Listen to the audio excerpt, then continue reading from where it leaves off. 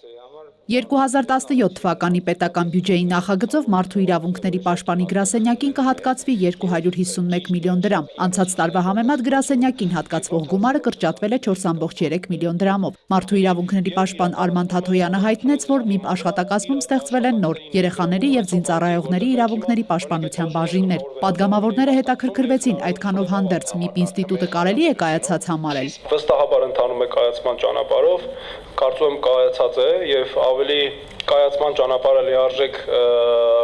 կձևավորի, երբ մարդու իրավունքների պաշտպանի մասին նոր օրենք ընդունվի։ Միքայել Մելքումյանին մտահոգում էր այն, որ մարդու իրավունքների եվրոպական դատարանն ավելի ու ավելի շատ վճիռներ է կայացնում Հայաստանի Հանրապետության դեմ։ Բողոքները, որ գնում են մարդու իրավունքների եվրոպական դատարան, ինչքան է աճելու այդ թիվը կամ չի աճելու։ Արման Թաթոյանը նշեց, որ ֆինանսական ու համակարգային առումով մտահոգություններ կան։ Մեր երկիրը այնպես չի, որ վերջին տեղում է, բայց միևնույն է դա չի նշանակում, որ մենք այստեղ անելիք չունենք եւ այո, մենք խնդրահարույց շատ ոլորտներ ունենք։ Պատգամավոր Ալեքսանդր Արզումանյանը հետաքրքրվեց, պաշտպանի գրասենյակը բողոքներ ստացել է պարեկապահական ծառայության գնդի գրավման օրերին քաղաքացիներին բերման ենթարկելու դեպքերի առնչությամբ։ Պարզաբանումներ այո, պահանջել ենք ոստիկանությունից, դրանք տրվել են։ Կան կարգապահական պատասխանատվության, այդ թվում մեր գրությունների հիման վրա ենթարկված ոստիկանության ծառայողներ, կան նաեւ լիազորությունները կասեցված ծառայողներ։ Մարդու իրավունքների պաշտպանը հայտարարեց, որ պաշտոնավարման ընթացքում իր վրա ճնշումներ չեն եղել։ Ժամանակաշրջան կա, որ բարդ հարաբերություններ են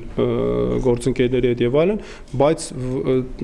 ոչ, նման խնդիր ես այսօր չունեմ, ճնշումների եւ այլն։ Օմբուդսմանը տեղեկացրեց, որ կիրականացվեն կանխարգելիչ ծրագրեր խաղաղ պայմաններում զինծառայողների մահվան դեպքերը բացառելու համար։ Նրա խոսքով մարդու իրավունքների պաշտպանի գրասենյակը նաեւ կհետևի խաղաղ պայմաններում զինծառայողների մահվան դեպքերով հարուցված քրեական գործերի քննության ընթացքին։ Լիանա Ներսիսյան, Միքայել Թումանյան, ժամը լրատվական։